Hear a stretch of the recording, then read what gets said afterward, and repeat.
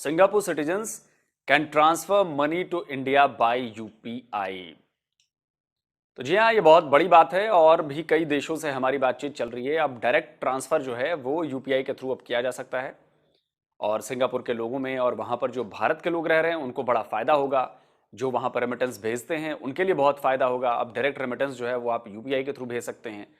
तो ये बड़ी डेवलपमेंट है और हमारी इकॉनमी के लिए बहुत बड़ी डेवलपमेंट है। अच्छा कदम है, फ्यूचर अच्छा दिख रहा है। तो पाकिस्तान के लोग जो हैं वो क्या कह रहे हैं, आइए देखते हैं। दुनिया के मुख्तलिफ ममालिक चाहते हैं कि वो यूपीआई को इस्तेमाल करें, अपनी पूरी कंट्री में लॉन्च करें और ट्रांजैक्शन यूपीआई इस्तेमाल करते हुए करें। एनपीसीआई इस्तेमाल करते हुए यूपीआई के जरिए सिंगापुर से कोई भी इंडियन रेमिटेंस मंगवा सकता है। इसके बारे में पाकिस्तानी इमाम क्या राय रखते हैं? क्रॉस बॉर्डर ट्रांजैक्शंस भी यूपीआई इस्तेमाल करते हुए सिंगापुर और भारत के दरमियान होने वाली है। ऑलरेडी अगर हम डिजिटल ट्रांजैक्शंस की बात करें तो चाइना को अमेरिका को बीट कर चुका है भारत। हम डिजिटलाइजेशन में कहाँ है, कितना है डिजिटल पाकिस्तान? डॉक्टर रॉबर्ट जे ओपनहाइमर, अगर उन्होंने एटम बॉम्ब पहली बार न बनाया होता, टेक्नोलॉजी न ढूंढी होती, तो आज घंटा आपके पास एटम बॉम्ब होता।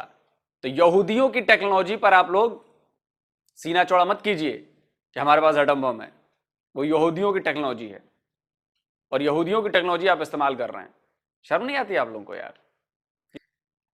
टेक्नोलॉजी की बात इसलिए करनी ज़रूरी है क्योंकि जो इकोनॉमिक ग्रोथ है वो बहुत ज़्यादा कुछ डिपेंड करती है कि आप टेक्नोलॉजी से कितना फ़ायदा उठा रहे हैं। इंडिया देख लो यार, आप दूर मत जाओ। आप हम लोग के मुकाबले खाली वाघा बॉर्डर तक रहते हैं। हम लोग अपनी आकड़ उनको दिखाते हैं कि देखो हम जी आकड़ के बैठे हुए हैं। हमारी जंग होनी चाहिए कि तो एक बार फिर यूपीआई मेथड जो है वो सुर्खियां बटोर रहा है। भारत की ये यूपीआई जो कि पूरे देश दुनिया में फेमस हो रही है। पूरे दुनिया के प्रधानमंत्री लोग इस यूपीआई मेथड के लिए काफी जिज्ञासु हैं और वो बार बार भारत से रिक्वेस्ट कर रहे हैं कि उन्हें भी यूपीआई मेथड दिया जाए। और जिस तरह से यूपीआई के बाद में आसानी हुई है, चीजें आसान हुई हैं, पैसों का लेन देन आसान हुआ है, चोरी से और जेब कतरी से और इन सब चीज़ों से आप बच रहे हैं। आपको जेब में कैश लेकर नहीं चलना पड़ रहा है। तो ये सब कहीं ना कहीं बहुत ही अच्छी मूव है भारत की। और जिस तरह से भारत ने ऑनलाइन ट्रांजैक्शन में कई देशों को पीछे छोड़ दिया है, चाइना जैसे बड़े देशों को पीछे छोड़ दिया है, इससे कहीं ना कहीं भारत की ये जो टेक्नोलॉजी है वो अब लोगों को समझ में आ रही है। और इसी के चलते अब सिंगापुर ने, जैसे इससे पहले हमने आपको बताया था कि यूपीआई आईडी की मांग की थी, उसने अपने देश में लॉन्च करने की बात कही थी भारत से, तो भारत ने लॉन्च किया। और अब खबर आ रही है कि आप यहाँ से डायरेक्ट पैसा वहां ट्रांसफर कर सकते हैं। यानी कि यूपीआई मेथड से आप यहाँ से पैसा अपने वहां सिंगापुर में अपने दोस्तों और रिश्तेदारों और जो कोई भी हो, आप वहां पर ट्रांसफर कर सकते हैं। वहां से कोई भी सामान मंगा सकते हैं। मतलब अब ये सिंगापुर ऐसा हो गया है इंटरनेट के उसमें कि आप कोई भी सामान वहां से डायरेक्ट ऑनलाइन ऑर्डर करके यहाँ मंगा सकते हैं और यहाँ से पैसा डायरेक्ट आप उनको पेमेंट कर सकते हैं। और ये कोई छोटी बात नहीं है, ये एक बहुत अहम और एक बहुत ही बड़ी बात है, क्योंकि इस तरह से आप कहीं भी किसी भी देश में पैसा ट्रांसफर नहीं कर सकते हैं। आप बॉर्डर पर इतने आसानी से पैसा नहीं भेज सकते हैं। उसके लिए आपको अलग अलग मेथड यूज करना पड़ता है जिससे आप पैसा वहां भेजते हैं। तो ये चीजें बहुत ही सुलभ होने वाली हैं और खासकर उन लोगों के लिए जो सिंगापुर और भारत में मिलजुल कर रह रहे हैं या साझा कर रहे हैं एक दूसरे को। और इस मेथड से, इस ऑनलाइन ट्रांजैक्शन से आप एक तो पैसा आसानी से लोगों को दे रहे हैं, उसके बाद में आपको कहीं बैंक में नहीं जाना है, लाइन नहीं लगानी है, एटीएम नहीं जाना है, बस मोबाइल में आपके ये सिस्टम चलता है और बहुत ही आसान सी चीज है ये। और अब की दुनिया में जो टेक्नोलॉजी का इस्तेमाल करेगा, जो टेक्नोलॉजी से अर्निंग करेगा, वो ही देश सबसे आगे बढ़ेगा, वही देश तरक्की कर पाएगा और जो नई नई टेक्नोलॉजी का इस्तेमाल कर पाने में सक्षम बनेगा। ये सारी चीजें अब ज्यादा जरूरी हैं सभी देशों के लिए। तो इसी टेक्नोलॉजी में अग्रसर हो रहा भारत का ये एक बहुत अहम कदम है और ये लोगों को सुविधा पहुंचाने में आसानी होगी। और इसके अलावा आप देखें तो जब से इस चीज का इजाद हुआ है तब से भारत में कई सारे जो आपके पैसा छापने का काम है उसमें थोड़ी सी कमी आई है, ट्रांसपोर्ट में थोड़ी सी कमी आई है, और इन सब चीजों से आपके देश का जो है बजट वो सही होता है, क्योंकि आम आदमी को इन सब चीजों से काफी फायदा होने वाला है। तो चलते हैं वीडियो की ओर और देखते हैं पूरा मामला। वीडियो पसंद आए तो लाइक करें, चैनल को सब्सक्राइब करें, व शेयर करना ना भूलें। उनके मुकाबला करना है तो उन्हीं की जो होता है ना, उन्हीं का जो मेन चीज़ फोकस है कि अगर उनकी टेक्नोलॉजी के ऊपर उनकी जीत है तो हम लोगों को टेक्नोलॉजी में आगे बढ़ना चाहिए, इंस्टेड ऑफ अपने आप को आकर दिखानी चाहिए बॉर्डर्स के ऊपर। जब से डिजिटल पेमेंट्स, डिजिटल ट्रांजैक्शंस जब से ये होनी शुरू हुई हैं, हमारी जिंदगी आसान हुई है। प्लस हर पैसे का हिसाब किताब है, वाइट में पैसा जा रहा है। जो कैश का कारोबार अभी भी चल रहा होगा, कैश इधर से उधर हो रहा होगा, उसकी बात मैं नहीं कर रहा, लेकिन ज्यादातर जैसे हम जैसे लोग हैं जो कैश का काम कर रहे थे, कैश में पैसे देने, सब्जी खरीदना, ये खरीदना, वो खरीदना, इधर जाना उधर जाना, वो सब अब बंद हो चुका है पिछले कई सालों से। हम सिर्फ और सिर्फ डिजिटल ट्रांजेक्शन करते हैं, और डिजिटल ट्रांजेक्शन का फायदा ये होता है कि आप उसमें 1 रुपए से लेके और 10 लाख 20 लाख तक भी ट्रांजेक्शन आप कर दीजिए, कोई फर्क नहीं पड़ता, सेकंड्स में पैसा सामने वाले को मिल जाता है। आप और हम लोग तो अगर हम लोग कोई बाहर से लोग रेमिटेंस भेजते हैं तो वो भी एहसान कर रहे हैं कि देखो जी हम रेमिटेंस भेज रहे हैं, हम पाकिस्तान को बचा रहे हैं।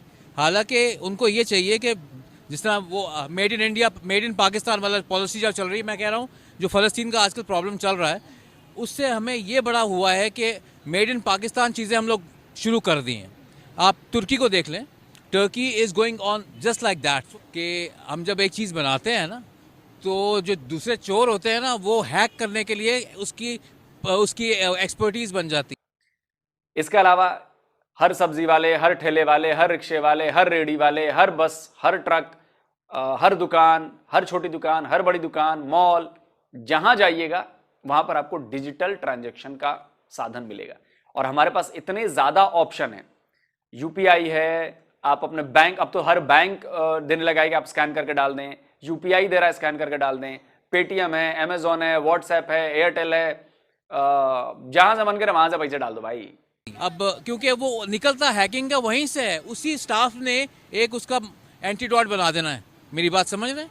तो ये हमारे लिए बदकिस्मती है कि हमारे जो है ना, हमारी कमजोरियां हमारे सामने आ जाती हैं। हम इसलिए पीछे रहे हैं कि क्योंकि हमने मुल्क का कभी सोचा नहीं है। पहली बात, हमारे हुक्मरान ऐसे होते हैं कि जो अपनी यानी कि अपने अलावा किसी और का नहीं सोचते। हो सोर्सेज या ऐसी कोई टेक्नोलॉजी के बारे में कोई इन्फॉर्मेशन, कोई ऐसी चीज़ दी नहीं गई अभी तक। कोई ऐसा हमें प्लेटफॉर्म देते कि जिससे कोई बच्चे या कोई ऐसे सीखते। अगर कहीं भी जाते हैं तो पहली बात है हमें कोई ऐसा है ही नहीं किसी में, सिवाय यानी गवर्नमेंट के कुछ अदारे हैं कि जहाँ पे ऐसी कोई टेक्नोलॉजी के बारे में कुछ इन्फॉर्मेशन दे रहे हैं, अदरवाइज नहीं है कोई ऐसा। जो आपको फोन पे है, जहां से चाहिए वहां से पैसे सामने वाले को दे दो। तो कितनी इजी लाइफ हो गई है हमारी, पैसा कैरी नहीं करना पड़ता, जेब कटने का डर नहीं रहता, कोई पकड़ के छीनने का डर नहीं रहता। एटीएम गए हुए जमाना हो गया मुझे तो एटीएम के खर्चे भी मुझे लग रहा है अब बैंक कम कर देंगे, क्योंकि धीरे धीरे एटीएम हटा दिए जाएंगे। डिजिटल करेंसी आ गई है तो अब आपको उसके लिए बैंक अकाउंट का होना भी जरूरी नहीं है। जैसे कैश लेकर चलते हैं वैसे डिजिटल कैश लेकर चलिए, उससे आप ट्रांसफर कर दीजिए। नोट छापने का खर्चा बच रहा है, नोट को जमा करके रखने का खर्चा बच रहा है, नोट को ट्रांसपोर्ट करने का खर्चा बच रहा है। हाँ बिल्कुल, क्योंकि आज की जो जनरेशन है ना, क्योंकि बेरोज़गारी ज़्यादा है, तो बेरोज़गारी की वजह से ये आम जो रेडीदान में जो भी है ना, वो तकरीबन सभी लोग यानी कि पढ़े लिखे लोग हैं। वो यानी कि आप जो कहना चाह रही हैं कि क्या कहते हैं यूएसडी वगैरह, उस पर यानी काम कर सकते हैं। वो चाहे तो हम फॉर एग्जाम्पल ट्रांसफ़र के जैसे जैज़ कैश है, इजी पैसा, उसके थ्रू कर सकते हैं, ताकि हम करेंसी से एक तो जरासीम से बचे रहते हैं।